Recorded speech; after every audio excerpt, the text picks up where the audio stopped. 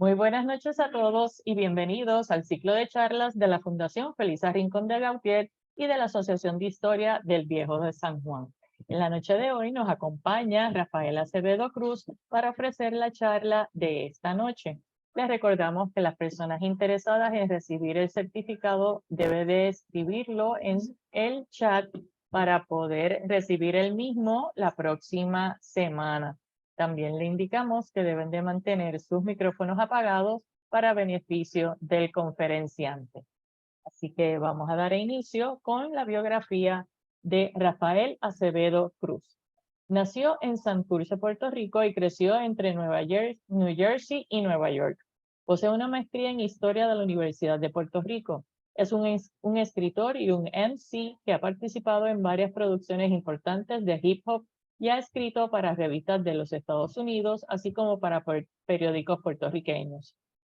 Desde el 2020, modera un podcast sobre la historia del hip hop en Puerto Rico. Ha realizado varias entrevistas en radio y televisión. Ha aparecido en varios podcasts y ha sido profesor invitado en diferentes universidades para hablar sobre temas de modernidad, emigración, identidad y raza. También ha trabajado como bibliotecario y como historiador freelance. Actualmente trabaja como profesor de historia en New Jersey City University y John Jay College. Con ustedes, Rafael Acevedo Cruz, y que disfruten de la charla de esta noche. Bueno, saludos, buenas noches. Honrado de estar aquí nuevamente contigo, la familia de la fundación, ¿verdad? Pero déjame empezar formalmente. Mira, Gilda, yo te quiero dar las gracias a ti personalmente. Primero por siempre el contacto, ¿no? Siempre que te acuerdas me das el toquecito y también por la paciencia, ¿no? Porque ha sido un proceso larguito, ¿no? Entonces, pues también aprovecho para agradecer a la Fundación Felisa Rincón de Gautier y a la Asociación de Historia, ¿verdad? Del Viejo San Juan por abrir siempre este espacio para estas charlas, etcétera. Aprovechando los agradecimientos, vi un montón de nombres por ahí que me emociona mucho, pero ahorita, quizás cuando cierre la presentación, los señalo de manera apropiada. Pero agradecimientos generales, mira, se me ocurre decir presentar los días 12 de octubre se ha convertido como en una tradición en mi carrera. Empezó en la Universidad de Utuado hace par de años. Y es especial porque sirve de preámbulo para mi cumpleaños, que es mañana, ¿ok? Así que le doy gracias a todos los presentes por acompañarme, no solamente en esta celebración, pero también como acompañarme en el camino, ¿no? Y entonces, pues quiero comenzar hablando de todo lo que tenemos aquí de frente, ¿verdad? Tenemos un arte y tenemos un título. Déjame empezar quizás por el título. Un Caribe atómico. Quisiera que nos vayamos ubicando entonces en el Caribe del 60, ¿verdad? Plena Guerra Fría, crisis de los misiles particularmente. Y entonces con lo de la crónica de la muerte anunciada, con esto pues estoy haciendo referencia a esa novela de nuestro querido Gabriel García Márquez, en la que desde el inicio se estaba hablando de la eminente muerte del personaje principal, que era Santiago Nazar. En este caso, pues entonces desde el principio yo quiero estar anunciando que esto es una historia de peligro, que tiene mucho peligro y hay suspenso y todo eso, ¿no? Y que te la pienso narrar a través de la historia o te la pienso narrar a través de la canción La Muerte del Gran Combo. Por último, y no menos importante, ¿verdad? Quisiera resaltar el arte que fue hecho por mi brother Danilo, que lo vi por ahí. Yo recuerdo que cuando andaba cocinando el asunto, le tiré por WhatsApp y le digo, mira, pa, si yo te digo la palabra o el junte de palabras esta de Caribe atómico, ¿qué tú piensas? Y el muchacho empezó a tirarme un par de propuestas hasta que llegamos a esta. Yo dije, wow, o sea, la magia detrás de esta pieza de arte a mí me gusta muchísimo porque debe admitir muchas lecturas. Algunas que yo sugiero serían las de me presenta a una modernidad incipiente, ¿verdad? Me recuerda como quizás a la construcción del aeropuerto internacional. ¿Verdad? Veo el carro, modernidad, veo el avión, veo modernidad. Este individuo que tiene como un trasunto allá Muñoz Marín, si acaso. Y algo también que me llama la atención es ese sol ese sol que pudiera ser un sol que azota, muy distinguible de nosotros en el Caribe y en Puerto Rico, pero a la misma vez quizás como una gran explosión que viene persiguiéndonos y amenazando con reventar todo lo que se encuentre de frente, ¿no? Así que, en fin, esto va a ser una historia del Caribe, de salsa y de Guerra Fría. Vamos a comenzar como yo por lo general les comienzo en mi salón, que es definiendo conceptos. Déjame ver si esto se me mueve ahora un momentito, perdóname. Y empiezo por preguntarte qué es el Caribe, ¿verdad? Y esa pregunta pudiera ser o me recuerda, por ejemplo, a la historia que cuenta Rubén Blades de cuando le preguntaron qué es patria. Y él decía que son tantas cosas, ¿verdad? Pues lo mismo el Caribe, pudieran ser tantas cosas, pero para yo provocar el pensamiento aquí de todos los presentes, se me ocurre sugerir esto. Y es que es el Caribe donde comienza la historia latinoamericana. Para mí sería el punto cero, donde comienza todo, ¿verdad? Y para seguir provocándonos el pensamiento, para darme a entender mejor, voy a citar aquí las palabras de Antonio Benítez Rojo, un escritor cubano que decía, y cito: seamos realistas, el Atlántico es hoy el Atlántico con todas sus ciudades portuarias porque alguna vez fue producto de la cópula de Europa y el Caribe, ¿no? El Atlántico es hoy el Atlántico, el ombligo del capitalismo, porque Europa en su laboratorio mercantilista concibió el proyecto de inseminar la matriz caribeña con la sangre de África. El Atlántico es hoy el Atlántico, o sea, NATO, ¿verdad? NATO, the World Bank, the New York Stock Exchange, el mercado común europeo, etcétera, porque fue el parto doloroso del Caribe, ¿no? Y cierro cita. A mí me gustan esas imágenes que va contando Antonio Benítez Rojo, porque en esencia de lo que él está hablando es de esto. Toda historia latinoamericana, cuando se cuenta desde los virreinatos de América. Sí se habla del descubrimiento de las Américas, etcétera, pero cuando nosotros entramos a estudiar la historia de Latinoamérica, partimos desde ahí. Es como un zooming que se va haciendo y entramos a cada uno de estos virreinatos, tanto el de Nueva España o como el virreinato del Perú, que eventualmente se convirtió en el virreinato de la Nueva Granada. Y vamos explorando lo que era la vida dentro de estas entidades políticas coloniales. Y lo que sucede entonces es lo siguiente. Lo que plantea Antonio Benítez Rojo es que nada de esto pudo haber evolucionado, nada de esto pudo haber sido si no se hubiera descubierto el Caribe, o sea, o todo empezó en el Caribe. ¿Y cuándo empezó? Literalmente en el 1500, con la encomienda que le envió a la reina Isabel a todos estos nuevos aventureros, conquistadores que salieron, y empezó en Haití, o la Hispaniola, como le llamaban en ese entonces, en eso que se conoce la encomienda americana, ¿verdad? Esto era una serie de regulaciones y reglas de cómo se iba a comportar esta gente dentro de estos nuevos espacios. A mí me gusta mucho utilizar esta imagen porque entonces nos deja ver claramente que una vez esta gente llega a las orillas de las playas de la Hispaniola, lograron hacer esta división de la tierra y del trabajo, ¿verdad? Como un programa piloto que eventualmente se iba a replicar por todo el Caribe, ¿no? Y ahí es que entonces lo vemos, de la Española a Puerto Rico, de Puerto Rico a Cuba, de Cuba a Florida, de Florida a México, de México a Venezuela, Colombia, digamos, y eventualmente se convierte en el virreinato de Nueva Granada, como te estoy explicando. Y entonces, si sumíamos hacia atrás, ¿verdad? Y fui sumado, así más o menos se veía esto, ¿no? Tenemos a España, el Imperio de España de un lado, y entonces todo lo que está de verde, incluyendo a las islas del Pacífico, es lo que se convirtió en esto que Antonio Benítez Rojo dice. A mí me gusta mucho porque él dice, mira, más adelante, esta pequeña, refiriéndose a esto, esta pequeña y rudimentaria máquina que Colón empezó para el 1500, ya para el 1565 había devenido en la máquina más grande del mundo, ¿verdad? Se va multiplicando y se va convirtiendo en la máquina más grande del mundo. Y ahí está mi fabuloso dibujo para poder explicarte esto en palabras, donde tú ves como desde el Imperio Español se va traficando distintas cosas hacia el Caribe o hacia las Américas, incluso hasta el Pacífico y del Pacífico hacia Asia, para atraer oro, piedras preciosas y todo lo demás que terminó generando este tipo de imperio, ¿no? También entonces podemos hablar del tipo de modernidad que se empezó a dar a raíz de todo esto, ¿verdad? Todas estas zonas portuarias, como él mencionó, las iglesias, las plazas públicas, las carreteras que se fueron haciendo, que no fueron carreteras necesariamente para favorecernos los pasos cuando camináramos, sino carreteras para facilitar el tráfico de todos estos productos que estaban siendo exportados e importados, ¿verdad?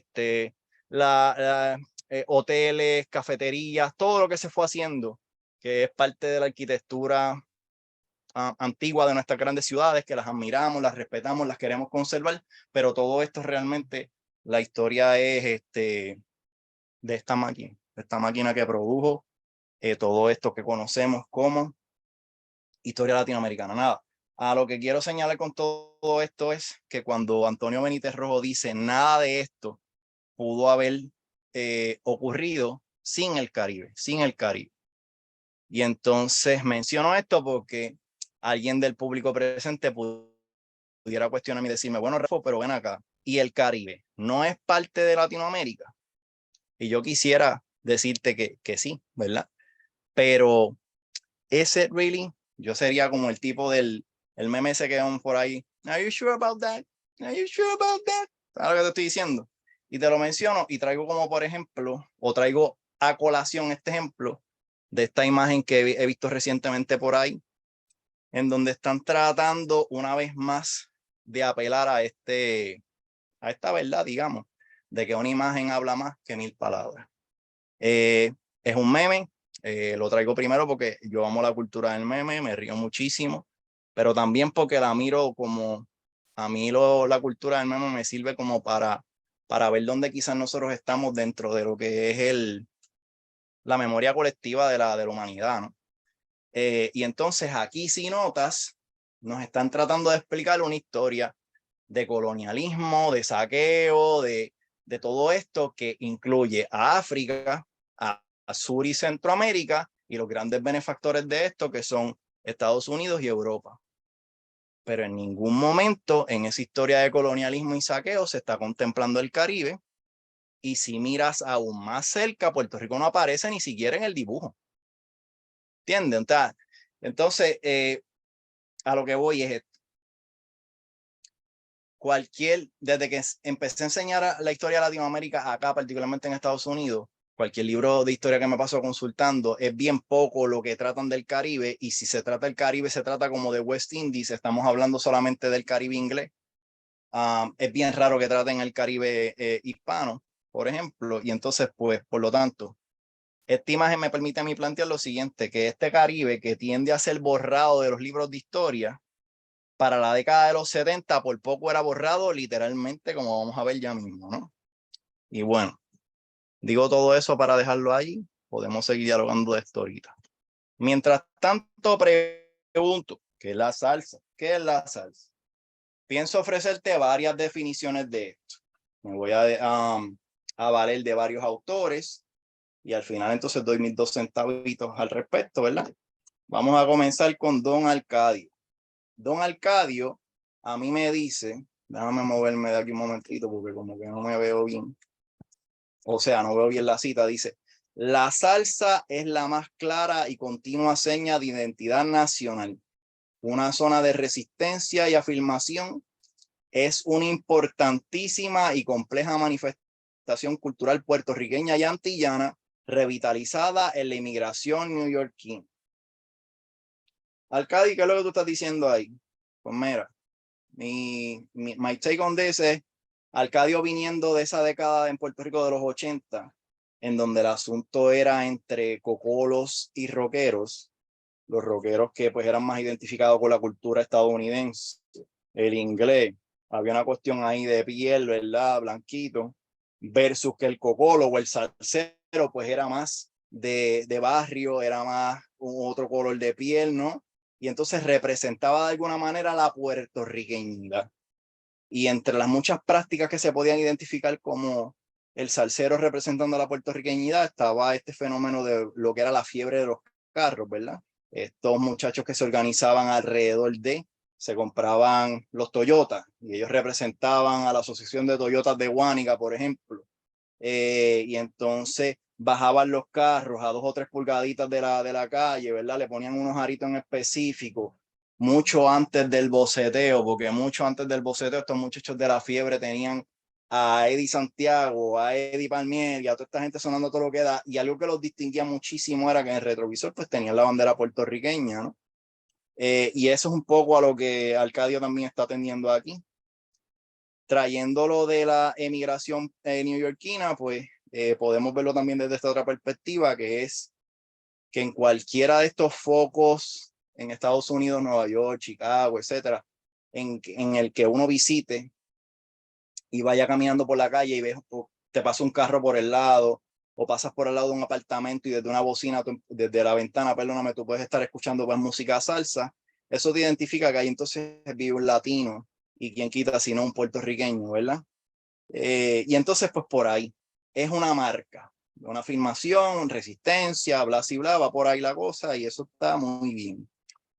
De otro lado podemos ver también, por ejemplo, como años luego, Derek de León Washington, este antropólogo cultural, tuve la oportunidad de conocerlo. Él montó déjame ver cómo te digo esto, la primera y única en su clase jamás vista exhibición sobre salsa en Estados Unidos, que se llamó pues Ritmo y Poder, Salsa en Nueva York. Tremendo. Tuve la oportunidad de ir a verla como pieza de exhibición, estuvo muy buena y tuve la oportunidad también de compartir de algunas de las actividades en las que se hicieron alrededor de toda ella. Y lo que quiero señalar con esto es que para Derek, desde un principio, es decir, una vez tú entrabas a la exhibición, desde que entrabas y salías, él te dejaba claro que para él salsa es un baile, tú sabes, él te lo dice claro, es an up-tempo performance of percussive Latin music and Afro-Caribbean infused dance. En todas las promos que se hicieron y todo, siempre estábamos bailando. Y de nuevo, otra perspectiva. Otros autores que se pueden traer al respecto para hablar de la salsa, pues pudiera ser el intelectual Jorge Duani, antropólogo también, ¿verdad? Que tiene un artículo que fue fundacional en estos estudios para la década de los 80. Y Duani propone que la salsa es la experiencia de la clase trabajadora puertorriqueña en Nueva York. Sí, lo dije bien. Es la experiencia de la clase trabajadora puertorriqueña en Nueva York. Y entonces los ejemplos que él ofrece sería como Juan Pachanga, este hombre que pues como que pisa y no arranca en su vida en el sentido laboral, a veces tiene trabajo, otras veces no, consigue trabajo a medio tiempo, pero siempre tiene tiempo para la pachanga, ¿no? La fiesta, es una persona alegre, ¿no? Se mantiene sobreviviendo desde ahí. También entonces él utiliza el ejemplo de Pablo Pueblo, pues Pablo Pueblo, por ejemplo, es otro puertorriqueño que pues trabaja, tiene un trabajo, 2 trabajos, hasta 3 trabajos, siempre está fajado, pero no le alcanza, ¿verdad? Sueña con jugar la loto y pegarse y salir entonces de esto que sería como un piso y no arranco, Dios mío, ¿verdad? Pablo Pueblo, y entonces el otro lado que sería o el otro ejemplo que él propone es el de Pedro Navaja, que entonces pues él no espera a estar desempleado o a buscar otros trabajos dentro de lo que sería el campo laboral tradicional. Si algo, él se las busca en la calle como sea, él brega, él pimpea, él josea, lo que sea, tú sabes. Pedro Navaja. Y bueno, también entonces habría otro intelectual que trae aquí a colación, que sería Juan Flores, quien propuso en algún momento que la salsa fue la expresión cultural de la generación del 60, ¿verdad? La expresión cultural de la generación del 60. Así que tenemos marca de identidad, baile, experiencia de puertorriqueños en Nueva York y alguien que la quiere expandir un poco más, ok, no solamente de puertorriqueños, sino de una generación entera durante los 60. Y todo eso está bien gufiado. Añadiendo a todo eso, pues entonces yo traigo al periodista venezolano César Miguel Rondón, quien creó pues lo que se conoce como la Biblia en esto, mano. Para finales de los 70, el hombre escribió nada más y nada menos que el libro de la salsa. ¿Tú me entiendes? Pero algo que a mí me gusta del trabajo de César es que desde el principio él te deja claro que esto es una crónica. Es decir, la salsa es una crónica y él utiliza estos dos conceptos que es Caribe urbano. Y a mí me gusta entonces mucho cómo lo plantea él, porque al él utilizar lo que yo le llamo el nombre y el apellido de Caribe urbano, él me está ubicando entonces la salsa, esta expresión cultural dentro de un tiempo y un espacio, que es justo después de la Segunda Guerra Mundial. ¿Y por qué digo esto? Este tiempo es clave porque el Caribe comenzó a pasar por un proceso de desarrollo o un proceso acelerado de modernización, ¿verdad? Modernización que se ve en dos registros: industrialización y desarrollo urbano. Y Puerto Rico estaba siendo el modelo de todo esto, ¿no? Dame alto una nota aquí, mira. En Puerto Rico, el proceso de modernización se dio a través de Operación Manos a la Obra, y nuestra historiografía ha trabajado esta parte de manos a la obra, pero prestándole bastante atención solo al elemento de la industrialización. Todas estas fábricas que se fueron montando y llegaron las fábricas del cartón, el cristal, el cemento, etcétera. Algo que señalaría yo aquí es que no se ha atendido bien. Dentro de ese proceso de industrialización también se dio el desarrollo de la industria musical en Puerto Rico, particularmente el desarrollo de la industria de los sellos disqueros. Es decir, cuando uno estudia a fondo los sellos disqueros en Puerto Rico en la década de los 40 estaban contados. Ya para la década del 60 el aumento había sido exponencial, bien exagerado. Ya nosotros no estábamos grabando y nos íbamos grabábamos en Nueva York y dependíamos de sellos como RCA o Columbia Records. No, en Puerto Rico nosotros teníamos nuestras propias casas disqueras y nuestros sitios donde sellábamos y hacíamos nuestros discos. Entre ellos pudiera mencionar Borinquen Records, el Combo Records, Gema Records y muchos tantos otros. O sea, y yo siempre he visto esto como parte de ese mismo proceso de la industrialización que se estaba dando. Poco atendido, pero que ya lo bregué en la tesis y lo sigo trabajando para lo que va a ser eventualmente el libro. Pero bueno, del otro lado también está el proceso de urbanización. Repito, modernización en dos registros, como yo lo veo: industrialización por un lado, pero también entonces está el proceso de urbanización y desarrollo urbano. Y todo esto comenzó en Puerto Rico en 1947, cuando se lanzó esa primera piedra para montar lo que iba a ser el primer gran proyecto de urbanización en Puerto Rico, que fue Puerto Nuevo, que salió, o sea, se desarrolló, se abrió al público, empezó a venderse distintas unidades en el 1951. Y fue un proyecto ejemplar, por decir algo bajito, y sígueme.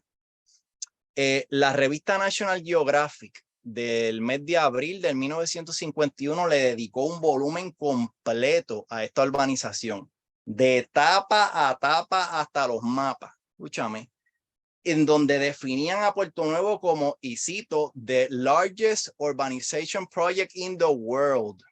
¿Ok? Y es que incluso hasta el nombre era como bastante sugerente en este sentido, porque Puerto Nuevo, el proyecto de país que se estaba levantando en ese momento, te estaba diciendo de alguna manera: el Puerto Rico que tú conocías hasta este momento acabó hasta aquí. De aquí en adelante esto es otro. ¿Me sigue? Puerto Nuevo. Y entonces siguió, porque no solamente se trató de Puerto Nuevo, después surge y nace y se desarrolla Caparra Heights, Caparra Terras. Te estoy hablando de que se tira la Valdoriotti de Castro, te estoy hablando de que se levanta Lloren Torres, que fue el proyecto de vivienda pública más grande de todo el Caribe. Se tumba toda la comunidad de la 21 en Santurce para montarse el centro gubernamental de Minilla. Te mencioné el aeropuerto también. Se va montando Plaza Las Américas también, que sirve de, oye, porque Plaza Las Américas era el centro comercial más grande de las Américas en ese momento. Esto no era solamente un nombre. era una realidad material que se estaba construyendo, el estadio Irán Bison, etcétera. Y te estoy mencionando solamente estos nombres atendiendo a San Juan o el área metropolitana, porque algo que trabajamos aquí cuando venimos a presentar es esta historia de San Juan, ¿verdad? Pero todo lo que yo he investigado también he encontrado que proyectos de desarrollo urbano se dieron en Cagua, en el área este, en el área oeste para allá, para Cabo Rojo, Mayagüez, Rincón. Entonces, lo que uno puede ver también es que paralelo de nuevo al desarrollo de todas estas fábricas y todo esto, se estaba dando este proceso de construcción, 14 o 15 años de construcción intensa, ¿no? Y bueno, todo este contexto para mencionarte que tomando de todos los autores aquí para definir salsa, mis 2 centavos sería que la salsa fue este medio, piénsalo en inglés, outlet, a mí no me sale outlet, pues no sé, algo que me permite a mí, ¿verdad? En este caso, este outlet que le permitió a jóvenes caribeños de la generación de los 60, 70, expresar, narrar, comentar, hacer estas crónicas, ¿verdad? De lo que eran sus experiencias viviendo dentro de estos dos procesos. El proceso de modernización, que tenía que ver con la industrialización y desarrollo urbano, pero también este ambiente bélico, porque algo que no hemos considerado en todo esto es que mientras todo esto se estaba dando en la política internacional, Estados Unidos estaba encontrado con la Unión Soviética, ¿entienden? Entonces, pues, muchas cosas pasando a la vez y la salsa permitiéndole un espacio a los jóvenes, a esa generación en específico, para expresarse, ¿no? Bueno, ¿qué es la Guerra Fría? Ya que estamos en esta. A muy resumidas cuentas y faltándole respeto a los historiadores que bregan la Guerra Fría, lo que quiero decir es que esto fue una lucha ideológica y a veces militar entre Estados Unidos y la Unión Soviética, ¿no? Algunos de los hechos que ocurrieron durante ese periodo, pues la guerra de Corea, el lanzamiento del Sputnik, el 1, ¿verdad? Ese primer satélite que sale hacia la luna, el asesinato de Kennedy, perdóname, los hippies, el Apolo 11, Nixon y el problema de Watergate, etcétera, etcétera. Hubo muchos otros eventos. También durante este primer fenómeno de la Guerra Fría o esta primera parte de la Guerra Fría, el tema de los marcianos fue algo bien grande. Muchas novelas que salieron, películas y hasta canciones que se dan tratando este tema fue bien como impactante, ¿no? Sin embargo, aunque esos son temas generales, Latinoamérica también vivió este proceso, ¿verdad? Y entonces para los educadores que se encuentran aquí presentes, comparto más que el mapa, lo que te quiero compartir es el website. Esto para mí es una excelente herramienta pedagógica, yo la utilizo en mis salones, los estudiantes y yo pasamos un buen rato con esto porque te permite ver los efectos de la Guerra Fría en distintos lugares de Latinoamérica. Cada uno de estos puntitos es donde se dio algún dilema, tú entras allí y te da información, lo que son videos, pues ves videos, etcétera, ¿no? Y se destacan de Latinoamérica, pues siempre, por ejemplo, el caso de Arbenz en Guatemala o el caso de Allende en Chile, pero como ves, hubo más. En mi caso, pues yo elijo el de la crisis de los misiles en Cuba por 2 razones. Una, porque como has visto, estoy tratando de hacer una historia del Caribe. Ya el Caribe siempre queda marginado de la historiografía. Pero 2, y sobre todo es porque dentro de lo que fue la historia de la Guerra Fría, ese fue el punto más candente, no solamente en el Caribe, a nivel mundial. Y entonces, curioso, volvemos a que si la historia de Latinoamérica y eventualmente de lo que es Estados Unidos, Europa y todo eso se desarrolla porque comienza en el Caribe, también en el Caribe por poco, o se dio un evento que por poco amenaza la seguridad nacional de todo el mundo, y entonces por eso es que me detengo ahí, ¿verdad? Y entonces, pues bueno, la crisis de los misiles, ¿qué fue? ¿O qué tipo de explicación te puedo dar yo aquí que no te me duerman, ¿no? 13 días, del 16 de octubre al 29 de octubre del 62. Te puedo hablar de las razones, ¿verdad? Por la razón que tú encuentras este mapa de Cuba bordeado de muchos misiles, es porque un año antes cubanos exiliados trataron de entrar por Bahía de los Cochinos con la intención de derrocar el gobierno revolucionario de Fidel and Company, ¿verdad? Y te menciono esto porque entonces así es que yo entiendo la razón detrás de la crisis. Fue la Revolución Cubana que comienza en el año 1953 la que termina provocando este conflicto.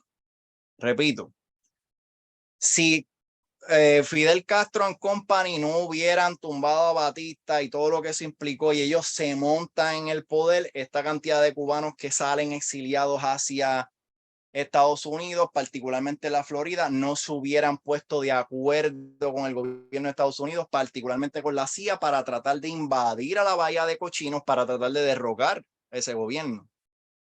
¿Me expliqué? ¿Verdad? El asunto es que ya que eso sí pasó, ¿verdad? Aunque perdieron, estos exiliados cubanos y el gobierno de Estados Unidos perdieron, Cuba y Fidel se sintió con su seguridad nacional amenazada y entonces la Unión Soviética en su momento decidió asistirlos con toda esta ayuda militar, particularmente estos misiles, como una advertencia, tú sabes, ok, te tiraste esta, te gané, ahora bordeo toda la isla y me tiro para ti y te digo, bueno, intentar otra vez tírate que está llanito ahora, ¿verdad? Y ese tipo de actitud provocó una tensión grandísima en todo el mundo, ¿no? Y yo he encontrado una serie de testimonios que pudieran arrojar luz de cómo era que se sentía el ambiente durante esa época, y de los que he encontrado, pues te voy a compartir por lo menos 3 para tratar de crear ese vibe de lo que quizás habrá sentido esa gente, mientras entonces los cubanos y los soviéticos estaban, dale, zúmbate, y Estados Unidos estaba en esa como que amenazas tú mi seguridad nacional, están muy cerca, comunismo, todo esto, en esa tensión, ¿no? Y comienzo con la historiadora Silvia Álvarez Curbelo, quien dice, y cito, durante estos 13 días, la vida de todos, de los que tenían el poder y de los que muy poco sabían de dilemas nucleares, se detuvo a esperar el fin del mundo. Cierro cita. Utilizo también otro testimonio que es de Antonio Benítez Rojo, el cubano que cité ahorita, ¿verdad? Él estaba pequeño, pero bastante grandecito para recordar estos eventos, y él dice, y cito, los niños de La Habana, por lo menos los de mi barrio, fueron todos evacuados y un grave silencio cayó sobre las calles y el mar. Cierro cita, ¿verdad? Tiene que haber sido algo espeluznante, ¿no? Ahí entonces, una más que puedo utilizar sería, vamos a utilizar esta está bufia, la de Fidel Castro. Fidel Castro, unos días después que todo esto se resuelve, y vamos a ver ya mismo cómo se resuelve, él escribió en una carta, yo encontré esta, donde él dice, y cito, nunca antes nadie, bueno, ¿sabes qué? Déjame leerlo como él lo hubiera dicho, y perdóname. Nunca antes nadie había tenido que enfrentarse a tal peligro. Sabíamos que seríamos aniquilados, pero eso no nos movió a retirar los cohetes. Estábamos listos para luchar y morir con un sentido universal del deber. Me imagino yo a la gente aplaudiendo y eso. Cierro cita, en fin. El asunto es que para que tú entiendas ahora visualmente un poco estos testimonios, yo tuve la fortuna de encontrarme con este mapa.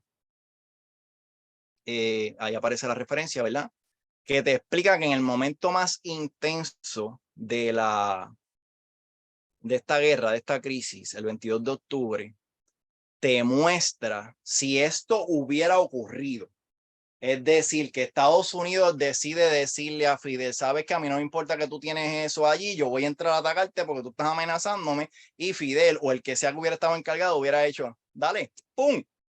Pues chequéate el alcance que hubiera tenido eso si una vez eso explotara, ¡pum! Eso hubiera... Y solo para prestarle atención al Caribe, que es la parte que me interesa de este momento, pues míralo como nos hubiera borrado del mapa por completo, mi hermano. O sea, yo no te estuviera hablando aquí a ti ahora mismo. Esta historia no te la hubiera podido contar porque es que no existiera, no estuviera. ¿Entiendes? Brutal. Notas que voy haciendo sobre eso mientras sigo investigando. Y digo, el Armagedón, al parecer, no sería donde indicaba la tradición occidental del cristianismo, cerca del Mar Rojo, sino en otro mar, en el del Caribe.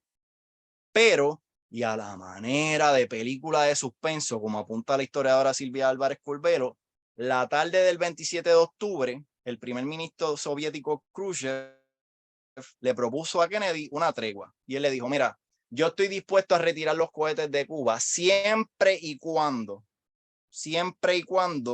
tú hagas una garantía formal y pública de que tú y tu gobierno de Estados Unidos ni va a realizar ni va a apoyar otra invasión a Cuba. ¿No oíste? Tú sabes, es como, esto no va a pasar siempre y cuando tú hagas esto. Y Kennedy obviamente cedió. ¿Cuál se podía haber otra? No se pudo haber jugado otra, tú sabes. Él cede y entonces pues así de pronto termina la crisis, ¿no? No obstante, el miedo a lo atómico y sus efectos se extendieron durante los próximos meses, generando otro tipo de crisis, como por ejemplo el miedo a la radioactividad. Y checate esta, porque sigo encontrando cosas en los hallazgos. Esto acaba a finales de octubre y rápido en noviembre, diciembre, enero, febrero. En cerca de 3 meses, la defensa civil, déjame leerte, lo dice, la defensa civil aceleró los planes para la conversión de estructuras públicas privadas en refugios en caso de que hubiera otra amenaza nuclear. Así, en la prensa yo he ido constatando cómo en San Juan solamente, de nuevo, por prestarle respeto al lugar en donde estoy, en San Juan solamente en febrero del 63 ya se tenían más de 600 refugios que podían albergar a 300,000 personas contra la radioactividad y sus efectos para la salud y el cuerpo. De nuevo, hoy nosotros tenemos desde el presente este tipo de información que me permite entender con un poquito de más claridad cuánto hubiera sufrido o cómo se hubiera desaparecido todo este Caribe a raíz de esto. En aquel entonces, la gente estaba a tientas, reaccionando por lo que sentían. Y de ahí entonces que en tan poco tiempo en San Juan nada más se hayan levantado 600 refugios. Después que esto se acabó, como no se sabía si iba a volver a pasar de nuevo, y etcétera, como haya sido eso, se levantaron 600 refugios para por lo menos meter a 300,000 personas allí y a Dios que reparta suerte, ¿no? ¿Verdad? Y entonces, en este contexto, es que podemos traer aquí al Gran Combo con la crónica de la muerte anunciada, 1963. Esta canción que se llama La Muerte forma parte de este LP que salió en marzo del 63. La canción salió como sencillo unos meses antes. De hecho, fue compuesta en enero, a 2 meses de esto, y ya para febrero estaba teniendo radio airplay en las estaciones de radio, lo que le permite entonces terminar de generar un poquito de efectivo para terminar el resto de la producción. Ahora, para poder entender esto, porque lo que yo te quiero decir es, esta canción cuando sale, le permitió al combo un éxito que no habían tenido hasta ese momento. Y fíjate que entonces lo que te estoy diciendo es que el éxito profesional que les viene a ellos viene a raíz de un evento político internacional que afectó a mucha gente por mucho tiempo, que si no hubiera sucedido, pues entonces quizás no sale esta canción y la carrera de ellos no hubiera sido lo que es hasta hoy. ¿Me estoy explicando? Pero para explicarme aún mejor y que me entiendas mejor, valga toda la redundancia ahí, déjame traerte el contexto, porque el Gran Combo es hijo de Cortijo y su combo. Y bueno, empiezo con esta cita de Pedro Malave que dice: cualquier estudio adecuado de la salsa tiene que partir de Rafael Cortijo y su combo. ¿Por qué decido comenzar con esto? Porque en los estudios salseros existe una genealogía de la salsa que te dice lo siguiente. Esto es música cubana, la base de la salsa es el son, estos son cubanos, y que entonces debido a la revolución cubana, una vez Fidel y Company caen en el poder, entre las cosas que ellos fueron haciendo fue cerrando los clubes, los hoteles, todos estos sitios donde estas orquestas se podían presentar y tocar. También cierran las estaciones de radio. Y te adelanto un poco la lógica detrás de todo esto es porque Fidel y su gente entendían que todos estos eran como excesos del capital, que había que controlarlo, porque el carácter del cubano había que bildearlo cerca del trabajo, la honradez y otras cosas, ¿verdad? Que era un poco la postura política del comunismo, la mesura, versus que el capitalismo es la extravagancia, el progreso, la desmesura. Si se puede utilizar esa palabra, pues el comunismo proveía entonces la ciencia, la razón, y entonces pues dentro de esa lógica ahí está Fidel, mira, toda esta chabacanería, esta fiesta, todo esto hay que cortarlo, hay que darle un poco más de orden a la sociedad cubana, esto y lo otro, y eso fue cerrando. El que pasara eso permitió o hizo que entonces la música cubana dejara de circular, música cubana producida en Cuba dejara de circular, y entonces aquí Nueva York toma prominencia y empieza a no solamente a crear salsa, sino a exportarla alrededor del mundo. Por lo tanto, basado más o menos en esa explicación, es que te digo que los estudios salseros han dicho, la genealogía es así: Cuba, Nueva York, y de Nueva York para el resto del mundo. Y cuando yo leo a Pedro Malavé y voy conociendo un poco más la historia de la salsa, me encanta porque el Gran Combo rompe con esa, no solamente la reta, sino que rompe esa genealogía, porque ellos no salen ni de la música cubana, ni de la influencia de Nueva York directamente sobre ellos. Ellos son hijos de Cortijo y su combo, ¿verdad? Y la historia de este combo comienza con Rafael Antonio Cortijo Verdejo, hijo de La 21. La 21 era esta comunidad, se le conocía como La 21 abajo, esta comunidad que se encontraba donde hoy tenemos ese centro de Bellas Artes, ¿verdad? Incluso hasta corriendo un poquito más como hasta la Central High, todo eso desde la Central High hasta el centro de Bellas Artes, hacia atrás por y para abajo, que llegara quizás más o menos como hasta la colindancia de con la calle Loíza. Todo eso estaba lleno de casas y había muchas carreteritas, bueno, una barriada, ¿no? Y ahí entonces es que comienza en la década del 50, Cortijo, jovencito, a hacer rumbones de esquina con sus amigos, ¿no? Y entonces para el 1954 se les une Ismael Rivera y ellos empiezan a tocar de manera formal en esta barra de Puerta de Tierra llamada La Riviera. El ruido, en el buen sentido de la palabra, el ruido que ellos empezaron a hacer fue tanto que Bobby Capó le llegó a los oídos de Bobby Capó, querido músico de nosotros, que ya tenía un standing dentro de la cultura popular puertorriqueña, y él los agarra bajo su brazo, bajo su ala, y los convierte como sus protegidos, y los empieza a llevar por todas las estaciones de radio de la isla. Esta era su gente, decía, no, olvídate de mi música, olvídate de la música de los tríos, no, esto es lo nuevo, tú sabes. Y eso comienza lo que a muchos autores le han llamado la revolución de Cortijo. Y a mí me gusta utilizar esa frase o ese concepto de la revolución de Cortijo para contrapuntearlo con la revolución cubana, porque como te dije, si lo que termina generando la crisis de los misiles si el origen de eso es la revolución cubana que comienza en el 53 con el ataque del cuartel Moncada, pues mientras la revolución cubana se va dando del 53 en adelante hasta que pasa lo que pasa, en Puerto Rico también se estaba dando esta otra revolución. Y a mí me gusta resaltarla y decirte lo siguiente aquí, utilizando las palabras del maestro Pico, que en paz descanse.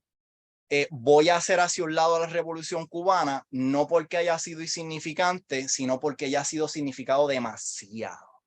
Y entonces la hago a un lado y traigo al centro la historia de Cortijo para hablarte entonces de esta otra revolución. Esa experiencia de Bobby Capó llevarlos por la radio, los trae eventualmente a la televisión, que en el 1954, Acuérdate de la modernidad que te dije, en 1954 en Puerto Rico surge la primera señal de televisión, 1956 surge formalmente ese primer programa, el show del mediodía, y ellos logran establecerse como el house band del show del mediodía, tocando de lunes a viernes por un espacio de 5 años, ¿verdad? Y aquí entonces lo entrelazo con lo que te estoy explicando, la modernidad. Este es un Puerto Rico que se está desarrollando urbanamente hablando. Puerto Nuevo ya en el 1951 estaba disponible, están otras urbanizaciones. Las salas de las casas que están comprándose están siendo pobladas ahora por enseres eléctricos como la televisión, porque ya hay televisión, y de las primeras cosas que la gente está viendo en esta nueva modernidad, en este nuevo progreso, es a este grupo de estos muchachos del barrio que te están cantando de lunes a viernes en un show de entretenimiento por 5 años. Eso fue algo, mi papá dice que la gente no lo podía creer, tú sabes. Eso los lleva, ¿verdad? La popularidad de ellos va creciendo aún más, eso los lleva a que incluso en nuestra primera película taquillera ever, que fue Maruja, ellos tuvieron una participación especial dentro de ella, ¿verdad? Así que ya también entonces empiezan a hacer, dan de la pantalla chica a la pantalla grande. En esa experiencia que están teniendo con Maruja también, hubo una producción que se considera franco-italiana llamada Calypso, costeada, producida por el actor afroestadounidense Henry Belafonte. Y entonces el combo también tuvo participación en esa película, además de que formaron parte del soundtrack de la película también, ¿no? Lamentablemente, por decirlo de una manera, esa película nunca tuvo, nunca llegó al Caribe ni a Latinoamérica, pero lo que yo he encontrado hasta el momento es que sí tuvo un muy buen auge y una muy buena acogida en Europa. Y hay escenas de esa película que se hicieron en la playa de Vega Baja y todo, mano, tú sabes, que el asunto con esto es que estos muchachos estaban bigger than life, tú sabes. Leyendo cosas que me sigo encontrando de esto. Hay autores que dicen que donde quiera que ellos se presentaban, tanto en Puerto Rico como Latinoamérica, en el momento en que se presentaban, las escuelas eran, ¿sabes? Cerraban las clases. ¡Pum! Los bancos cerraban. Hay autores como Marisol Berríos que los considera como los Beatles de Latinoamérica, tú sabes, esto era un fenómeno. Ellos estaban haciendo escante, ¿no? Y en ese momento de mayor auge de ellos, llevando esa revolución entrado a los 60, de hecho, literalmente en el 1962, viniendo de una gira a través de Latinoamérica, cuando llegan al aeropuerto internacional, los detienen y le encontraron droga a Ismael Rivera. Y por lo tanto, entonces el grupo, la banda queda desbandada, si se puede decir, ¿verdad? Los muchachos se molestaron rápido con lo que pasó, y el primero que arrancó y se fue Rafael Itiel, porque, ¿verdad? Traigo aquí la imagen, ojalá se pueda ver. Aquí tú ves a Rafael Itiel, él era el pianista, el maestro de Cortijo en ese aspecto. Y justo después que se va el maestro, el arreglista principal de la banda, pues se fueron detrás los demás, tú sabes, se fue Roberto Roena, se fue Héctor Santos, Quito Vélez, La Bala, se fue Martín Quiñones, Miguel Cruz, se fue todo el mundo y dejaron a Cortijo solo y a Ismael con su caso y eso, ¿verdad? Y te estoy hablando más o menos como del mes de abril, antes de mayo del 62. Te ubico mayo del 62, a meses de lo que está por pasar acá. La banda está pasando por su propia crisis, ¿no? Y entonces a finales de ese mes deciden tener una reunión en casa de la mamá de Roberto Roena en Miramar para discutir el futuro de la orquesta. ¿Qué es lo que vamos a hacer, verdad? Y en esa reunión estaban todos, ¿verdad? De nuevo, Itiel, Roena, Martín, Quito, todo el mundo. Y había un personaje bien interesante allí que estaba representando al sello disquero Gema Records. Y ese personaje que está dentro de esa reunión en la que, ¿qué vamos a hacer ahora? Era nada más y nada menos que Álvarez Guedes. Este cubano que para lo que nos criamos en la década de los 80, lo recordamos como este cómico de chistes medios picosos. Un par de añitos antes uno lo encuentra como presidente junto a su hermano de un sello disquero, en este caso Gema Records. Y bueno, la discusión sigue. y él proponía la de esto no puede seguir así, o trabajamos profesional o no hacemos nada, yo no puedo seguir, tú sabes, esta vida de rock, sexo y rock and roll, whatever, esto no puede funcionar, bla, bla, bla.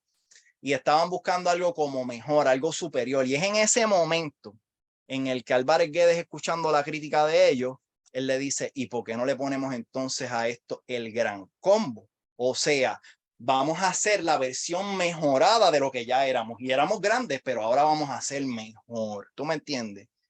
Y los muchachos lo aceptaron, pero tenían entonces el dilema de que si Ismael es su cantante, no tenían cantante. Y Álvarez Guedes le dice, pues mira, no te apures, ya yo tengo firmado allá en la República Dominicana a este merenguero llamado Joseito Mateo. Yo lo que hago es que lo vuelo para Puerto Rico y grabamos un disco. Y entonces arrancamos. Y así fue. Grabaron ese primer disco que se llamó, y escúchame bien, se llamó Meneame los Mangos. Meneame los Mangos, que yo digo, mira, si tú quieres saber la crónica de esta muerte anunciada, está en ese título. O sea, ese disco no les trajo mucho o no les trajo prácticamente nada. Y es que yo digo, es que desde el principio, con ese título nada más, Meneame los Mangos, eso estaba bien problemático, tú sabes. Pero además del factor sonoro, porque sí, no fue lo mejor que ellos pudieron haber hecho en su momento, también estuvo el factor de que cuando entonces ellos empiezan a salir a hacer tour para promover el disco y eso, la gente no lo estaba recibiendo bien, porque sintieron que esto era un grupo que estaba traicionando al maestro Cortijo, ¿entiendes? Hay incluso hasta testimonios que yo he encontrado de La Bala y de otros integrantes del combo que dicen, mira, y empezamos a tocar y la gente nos abuchaba bien duro, o sea, no había respeto, punto, no tenían el favor del público, ¿no?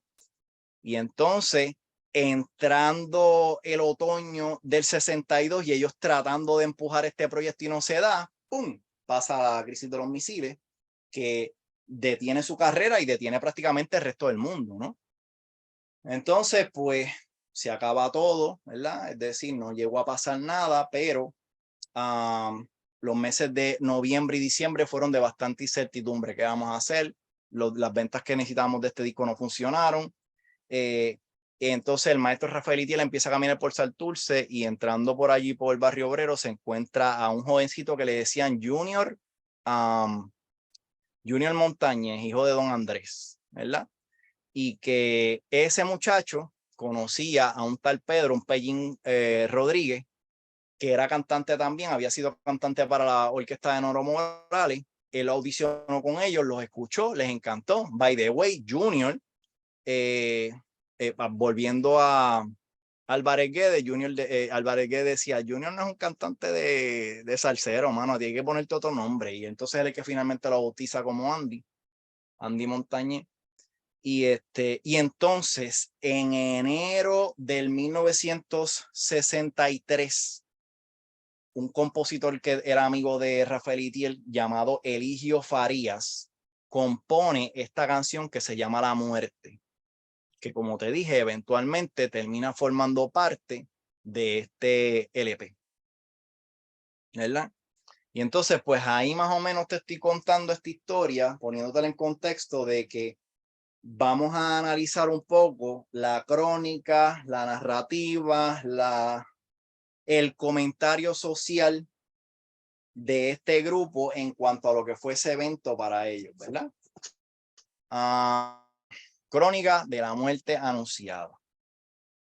Este hubiera sido el momento, déjame hacerte un disclaimer aquí, este hubiera sido el momento en el que si yo hubiera estado presencial con todos ustedes, pues yo pongo a sonar la música y saco a bailar a alguien por ahí. Yo creo que Lori me parece que está por aquí, que es una amiga mía de Ponce, y salgo con ella y de lo que yo la voy bailando con ella en el vacilón y la cosa, vamos escuchando la música de fondo. Primero, pues a mí me gustaría tener esa experiencia, pero segundo, para ambientarnos, ¿no? Pero ya que esa no es la realidad, y no quise traer la música aquí para hacer esto quizá un poco más complicado, pues van a tener que bregar un poquito con mi voz de no cantante, en la que te la explico un poquito. No te la voy a cantar porque yo canto malísimo, pero te la explico un poquito.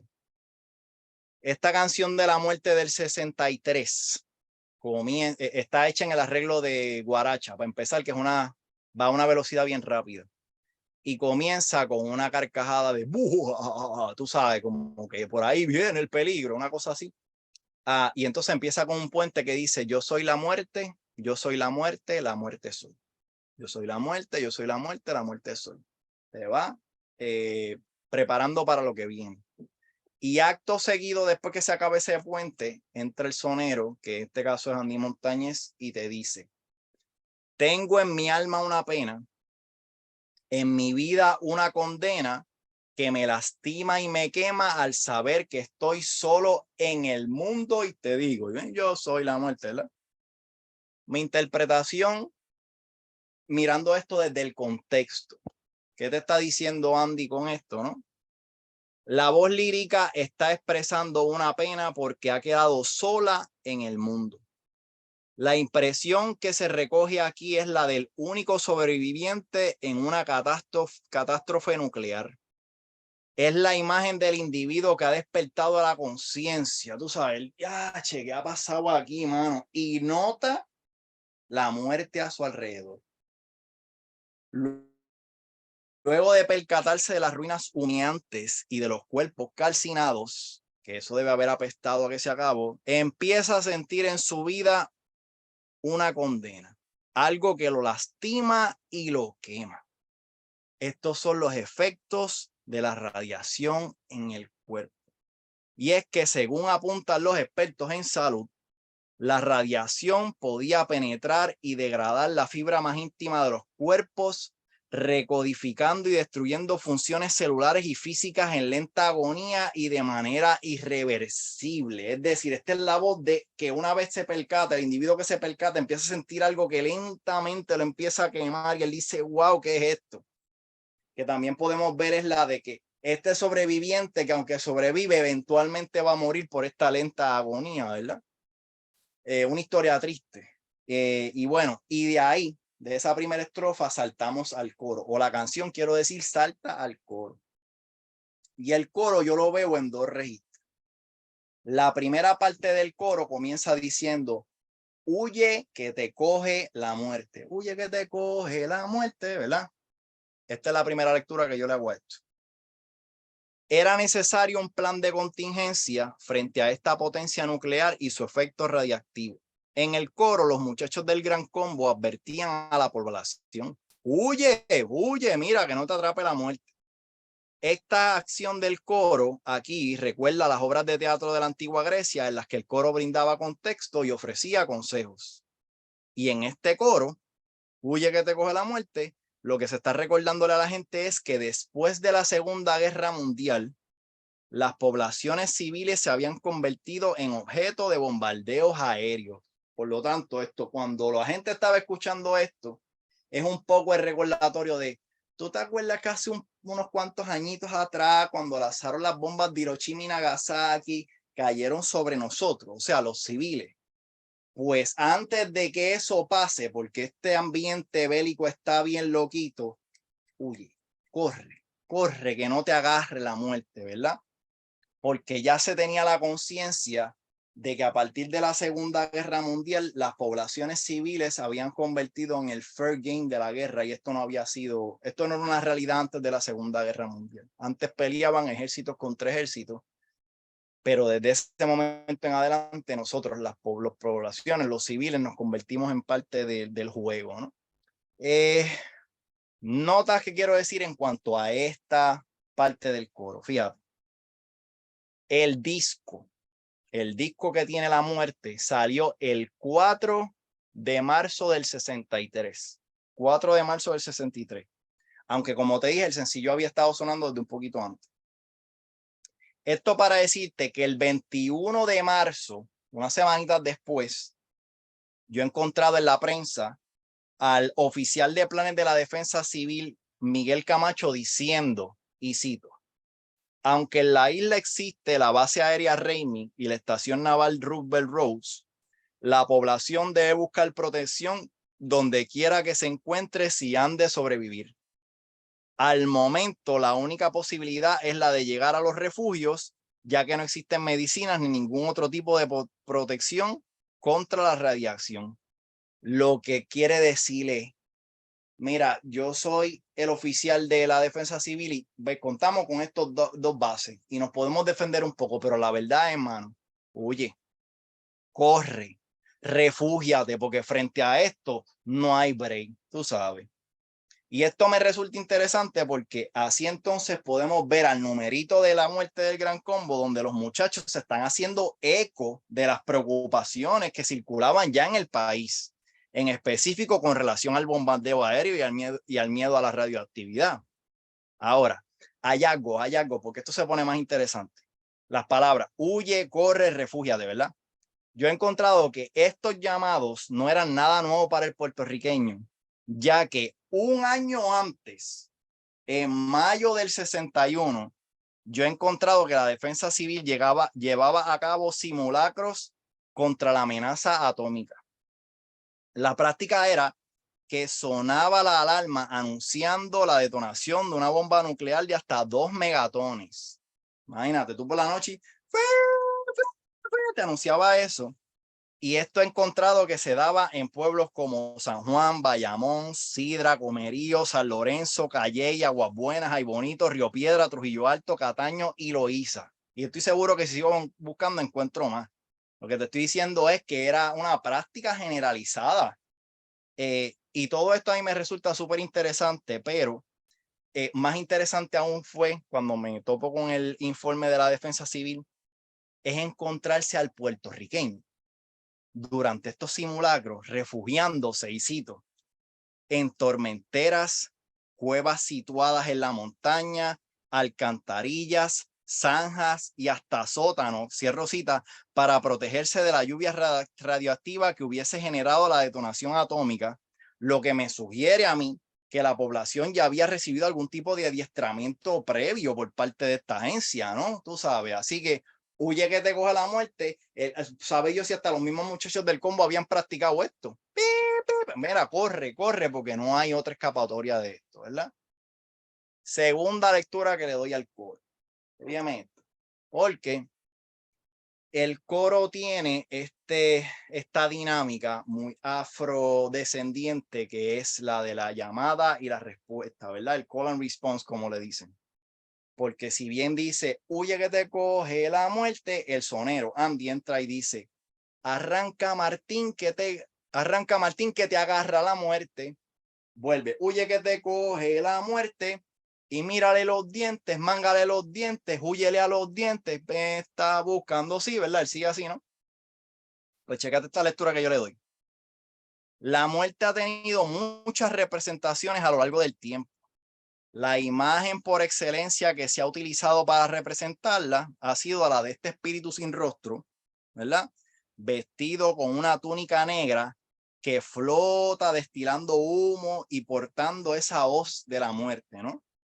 Sin embargo, si fijamos esta canción solo a unos meses después de uno de los eventos más tensos de la Guerra Fría, la muerte no se refiere necesariamente a ese espíritu, ¿verdad? Cuando el texto dice, y mírale los dientes, mángale los dientes. A mí me gusta mírale y mángale, porque estos son palabras muy puertorriqueñas, by the way. Porque mírale y mángale lo que está haciendo es como un llamado a vuelve a mirar y mira detenidamente. Por lo tanto, esto se puede estar refiriendo a que ellos estaban viendo que los aviones militares, las bombas y los misiles se les estaban dibujando esa cara de tiburón y mostrando sus dientes afilados como técnica para intimidar a las poblaciones, porque como yo te dije, ya las poblaciones eran parte del fair game. Y aquí me vuelvo a encontrar, por la asistencia de mi pana Danilo, que me muestra ese ejemplo. Y mírale los dientes, mángale los dientes, huyele a los dientes, ¿verdad? Es corre, ¿no? Bueno, a manera de conclusión, el tema de la muerte le gana un pequeño éxito, un éxito lisonjero a los muchachos del Gran Combo, porque apelaba a la memoria.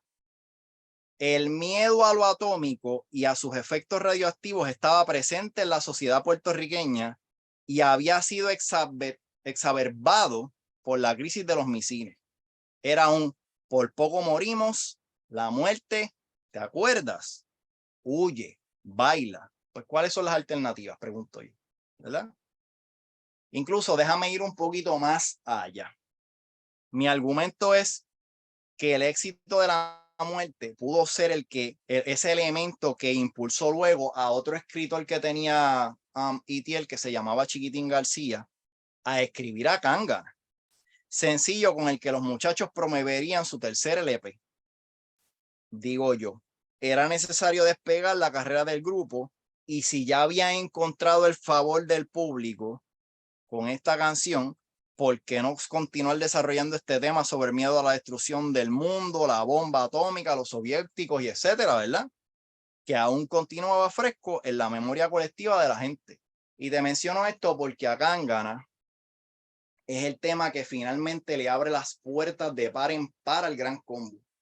Es el tema que finalmente les gana, porque se convirtió pues en el disco, no solamente un sencillo, se convirtió en un disco que se llama Cángana, y ese fue el primer disco de oro que se gana en la salsa en Puerto Rico, ¿verdad?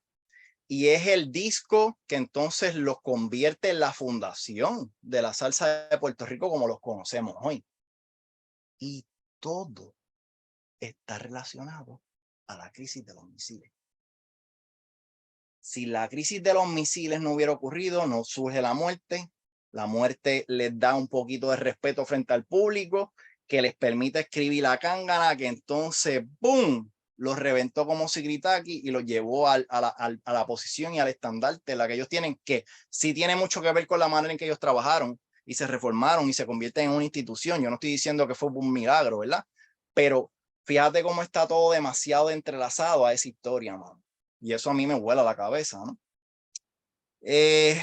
Bueno, en fin, te quiero decir lo siguiente, que la salsa sí es una expresión musical que representa identidad, ¿verdad? Ya sea latina o caribeña, y que incluso es música para bailar, definitivo. Pero también es una crónica del Caribe urbano, porque te habla de la Guerra Fría, como la que te mencioné ahora. Pero también habla de la modernidad y particularmente sobre el desarrollo urbano. Esto es algo que yo estoy trabajando, y la vez anterior que yo me presenté acá, o que Isla me dio la oportunidad de presentarme, estuve bregando con esto de el desarrollo urbano que termina tumbando esa comunidad de la 21 en Santurce, ¿verdad? Pero bueno, de eso se pudiera hablar en otro momento. Por ahora lo que te digo es, o te sugiero un par de cosas, pasa quizás por mi página web, en donde verás que yo estoy analizando, estudiando, trabajando la relación entre salsa, modernidad y Guerra Fría e hip hop, ¿verdad? Donde a través de la salsa y el rap particularmente, lo que estoy es analizando esa modernidad puertorriqueña que surge a partir de los 50 y lo llevó más o menos como hasta los 60, perdóname, hasta los 80, finales de los 80, donde encuentro estas dos manifestaciones culturales reaccionando a cada uno de los altos y bajos de esa modernidad puertorriqueña, pero que también quizás diría yo, se pudiera coordinar algo con Hilda para que me vuelva a invitar, y entonces seguimos explorando el asunto desde ese otro registro, ¿no? Ya que te hablo un poco de la Guerra Fría, podemos hablar entonces del registro del urbanismo. Puedo continuar con la segunda parte de Tumbaron la 21, etcétera, etcétera. Y como decía Porky, eso es todo, amigos. Gracias. Gracias. Muchas gracias, Rafa. Y claro que sí, estás invitado para el 2024, para la próxima charla. Así que vamos a pasar ahora con las preguntas y los comentarios. La primera que tenemos es, ¿quién escribe la muerte? Se llamó Eligio Farías. Eligio Farías, amigo íntimo de Rafael Itier. Perfecto. Si alguna persona desea hacerle preguntas o comentarios a Rafa, favor de levantar la mano o escribirlo en los comentarios. Así que vamos a esperar un minutito porque sabemos que siempre en Facebook tardan un chin en salir los comentarios y las preguntas. Mientras tanto, le invitamos a nuestra próxima charla, que será el próximo 26 de octubre. Así que pueden enviarnos un correo electrónico para que tenga información de la misma. La charla se titula Pesquerías en Puerto Rico que debemos saber, por el doctor Miguel García. Así que Ya saben, pueden estar enviando su correo electrónico para enviarle el enlace. Y las personas que deseen el certificado, gracias por haber enviado su nombre y su correo electrónico para poder enviarle el mismo durante la semana próxima. De parte de Minet, excelente, Rafa. Saludos a Minet que nos brindó la charla sobre el fanguito. Así que la recordamos que todavía sigue siendo una de las charlas más vistas en nuestro canal de YouTube. Así que también podemos pedir una segunda parte a Minet de esa charla que tanto éxito tuvo. Así La que dura. Muy bien. sí. Preguntan, usted dijo que los cubanos salieron para Estados Unidos. ¿En qué momento llegaron a Puerto Rico? Sí. Ahora mismo, el dato preciso no lo tengo, pero entre el 63 y el 65 hay un libro muy bueno, yo me lo leí para la tesis, entre el 63 y 65 y se empezaron a ocupar espacios en Atorrey. De ahí, por ejemplo, que es cerca de la zona bancaria de Engamó, esa zona que se llama El Vedado, que tiene que ver con esta transferencia de la cultura cubana a Puerto Rico, ¿verdad? Y así, ¿verdad? Entre 63 y 65. Si de verdad te interesa el dato factual, yo lo tengo en mi tesis, en una de las notas del cárcel, te lo pudiera proveer, le dices a Isla que te dé mi email y entonces yo te lo paso con mucho gusto. Pero sí, por ahí entre el 63 y el 65 más o menos, es lo que recuerdo ahora. Perfecto. Próxima pregunta. ¿La salsa en Nueva York y la salsa de Cortijo y el Gran Combo no tuvieron relación?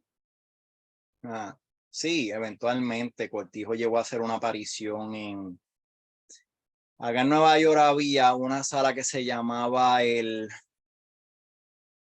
Palladium, muy famosa en Manhattan, que terminó siendo como la casa de lo que le llamaron los Mambo Kings. Era Machito y sus Afro-Cubans,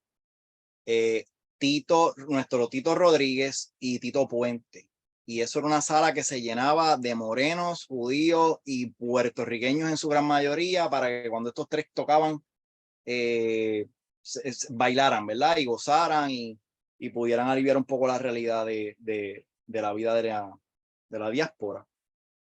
Y a ese salón, entonces, eventualmente Cortijo llegó y cuentan historias que yo he escuchado de diferentes personas y todas coinciden que la noche que Cortijo y su combo se presentaron allí, tuvieron que llamar hasta a los bomberos porque el calor que trajeron con su música y la manera en que la gente lo recibió y lo bailaba, particularmente los morenos que no sabían, ¿verdad? Los afroestadounidenses que no sabían español, calentaron demasiado el ambiente y sonaron alarmas de fuego y todo eso, ¿verdad? Que sí, por ahí entonces hubo una relación entre Nueva York y la salsa de Nueva York y la salsa de puertorriqueña, vamos, si se le puede llamar así.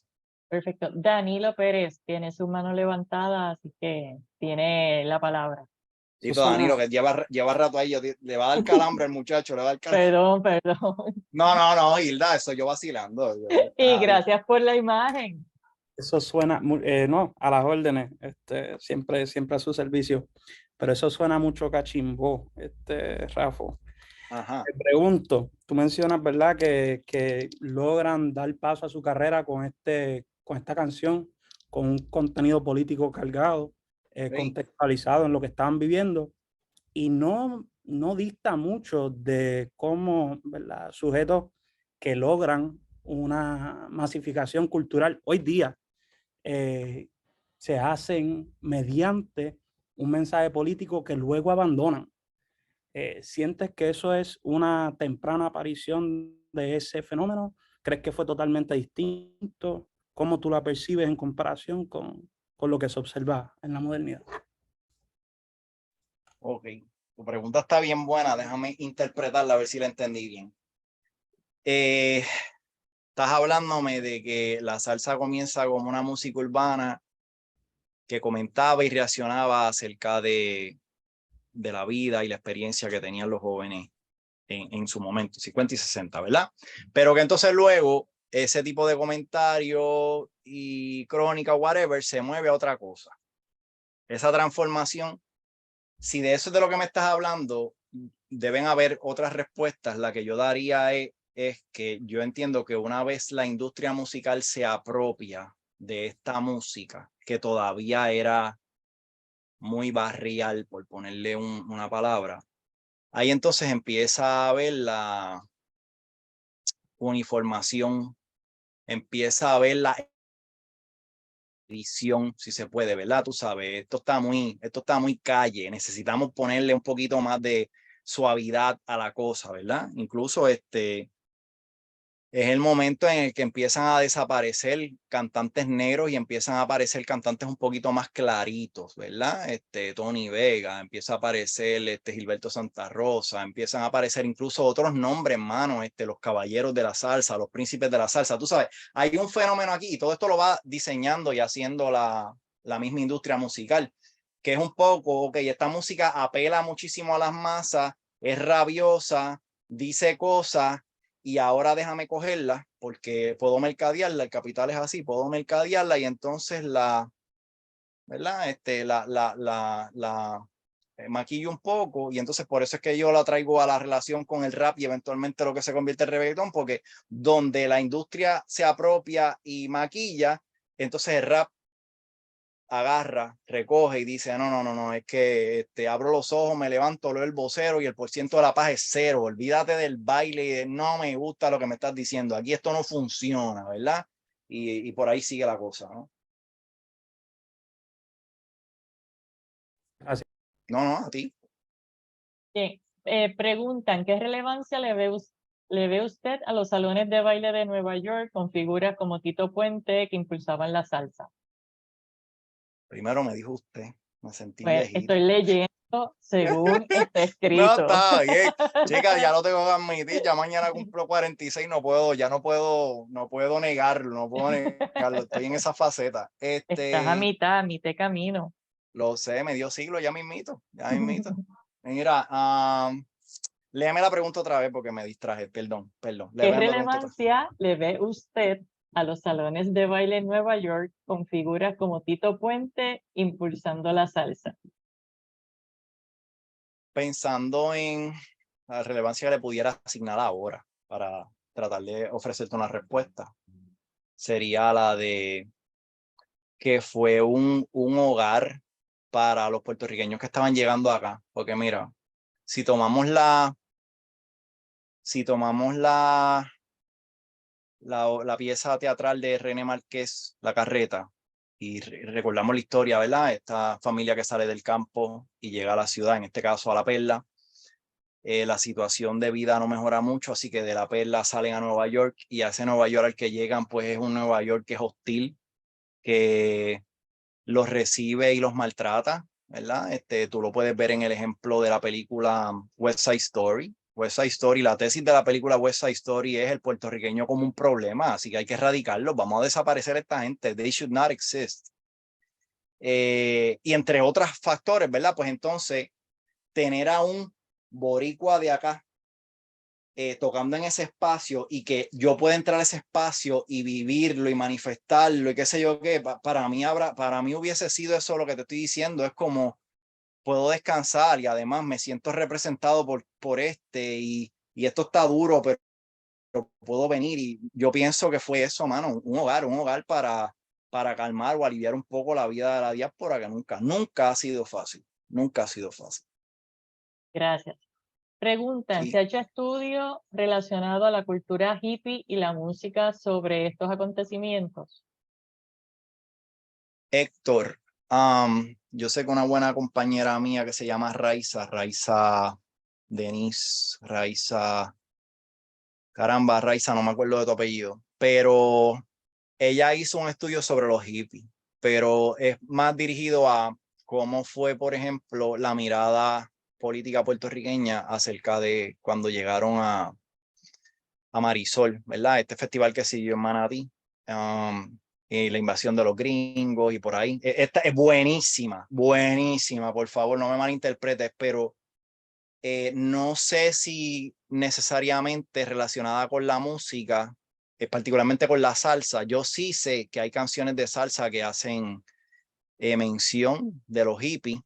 Recuerdo esta en particular de Héctor Lavoe con Willy Colón, cuando están comenzando, hay una de el mundo se pierde, el mundo está perdido, estos hippies. Entonces, Héctor en su sonido y en sus cosas dice, ¡fo! Apestan, tú sabes que era un poco también la mirada que se le tenía a estas personas que estaban decidiendo este estilo de vida, ¿verdad?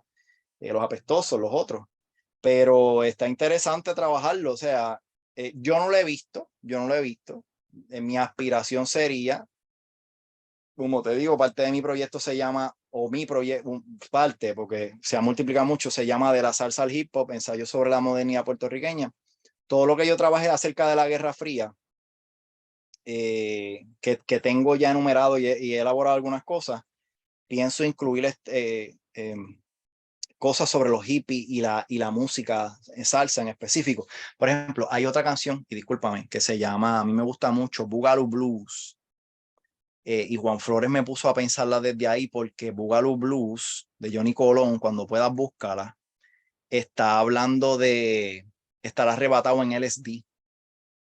Y la nota que te daba, LSD has a hold on me, tú sabes, como que era un poco la expresión de lo que era esa vida juvenil de ese momento en Nueva York, ¿no? Y se pudieran hacer cosas con eso, pero pues diría no, pero yo lo tengo en mente para trabajarlo.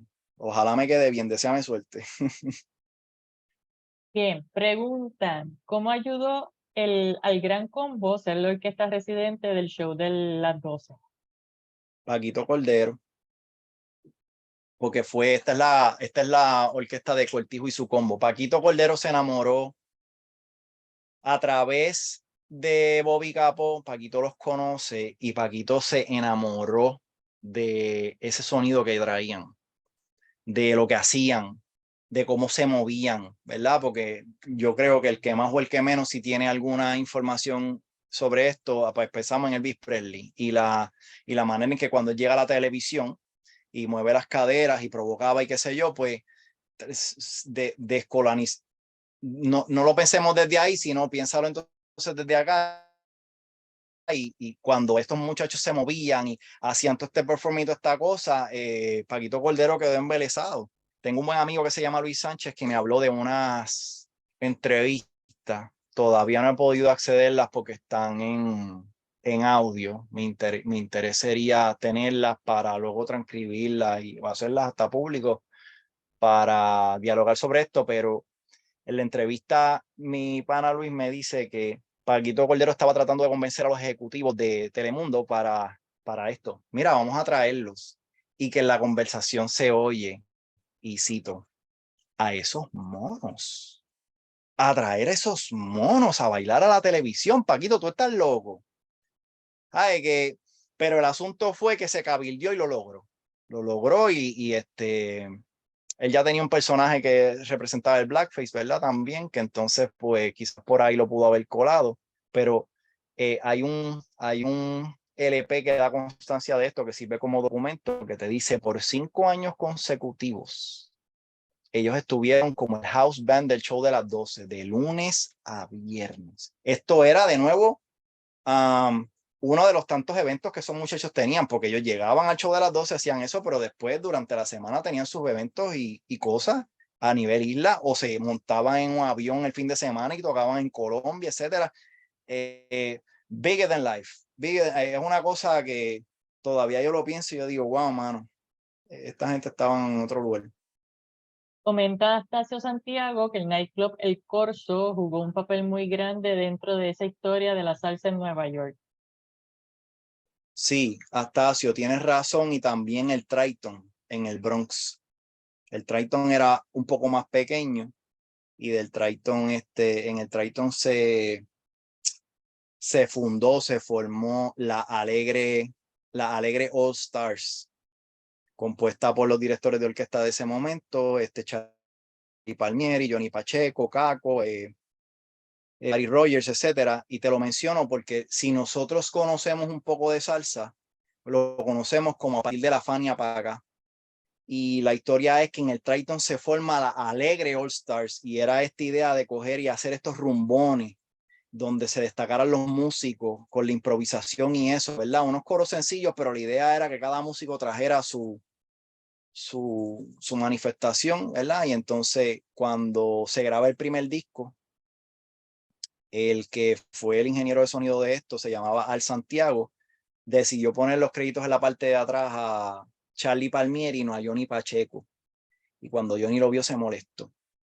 Y se molestó y dejó el grupo, los dejó Puyú, y entonces durante la década de 60 se encuentra entonces con Jerry Masucci, y como aunque Al Santiago, es decir, el que montó la Alegre All Star, era un tipo bien creativo y hacía las cosas por amor al arte, como negociante no era un buen negociante, así que ninguno de estos discos, aunque son tremendos si tú los escuchas, eran como por amor a la cultura, no necesariamente tenían salida económica, habían decaído, y junto a Jerry Masucci entonces Johnny Pacheco termina comprando la Alegre, los engaveta y los borra de la historia porque nadie se acuerda de la Alegre. Todo es Fania, ¿verdad? Así que tanto el Triton como el Corso jugaron un papel bien importante dentro de esa historia, pero hay problemillas que vale la pena contar, como este que te conté. Comenta Aide Vasallo sobre Roberto Roena y sus pasos de baile de salsa y el Gran Combo considerado como la Universidad de la Salsa. Y gracias por la investigación que aporta tanto a la memoria histórica de nuestro país. Coincido, sí. Roberto Roena, hay un video que todavía lo ponen por ahí bastante, de que cuando uno lo ve bailando, él se tira unos pasos que parecen breaking, ¿verdad? Para que esté un poco familiarizado con lo que es la cultura del hip hop. Son estos pasos que tú te tiras al piso y empiezas a dar lo que le llaman windmills y todas estas cosas. Y Roberto Roena a principios de los 70 ya estaba haciendo esas cosas, ¿no? Incluyéndolo dentro de la misma salsa, lo que le permite a uno pues entender que este fenómeno en Nueva York, mientras la salsa se estaba dando y representaba una comunidad latina, también el hip hop se estaba dando y Roberto estaba viviendo las mismas cosas. Y entonces Roberto, la historia de Roberto también es muy interesante, la manera en que yo lo he pensado. Mira, Roberto sale de Cortijo al Gran Combo y bajo todas estas experiencias de la Guerra Fría, cuando él finalmente sale del Gran Combo, la orquesta que él forma se llama Roberto y los Megatones. Y el megatón pues es esta potencia que hace que es la potencia de la bomba atómica. Así que Roberto hizo un megatones. Luego de ahí entonces forma una nueva banda que se llama Roberto y la Apollo Sound, y cuando tú lees las entrevistas, él dice que es que ese primer día que empiezan a ensayar es cuando se hace el lanzamiento del Apolo 11 hacia la luna, ¿verdad? En la versión estadounidense, y entonces él, siendo tan influenciado por esto, pues le dice, mira, yo quiero ser como el Apolo, el sonido Apolo, que lleguemos hasta la luna. Y entonces en el 74 él saca un disco que se llama Pa' Fuera, en donde la portada pues es una carátula de un satélite navegando el espacio, que es un poco él diciéndote también, hasta aquí llegué, hasta aquí traje mi música, ¿verdad? Y entonces se puede ir trazando esa línea del impacto de la Guerra Fría en Roberto. Roberto es un personaje bien interesante, ¿no? Muchas gracias. Así que por ahora no tenemos ninguna otra pregunta. Espero siempre un minutito. Les recordamos que el 26 tenemos la charla sobre la pesquería en Puerto Rico. Así que gracias, Rafa, por la charla tan interesante. Y obviamente ya te tenemos para el 24, así que pronto recibirás la carta con la invitación para coordinar. Así que, y muchos saludos desde Igual, Puerto Rico, que nos mandes un poquito del fresco que está llegando fresco. en el otoño. A todos los que nos acompañaron en la noche de hoy, muchísimas gracias por estar aquí. Gracias una vez más, Rafa. Nos vemos en 2 semanas y que tengan muy buenas noches a todos. Sí, Cuídate. bye bye.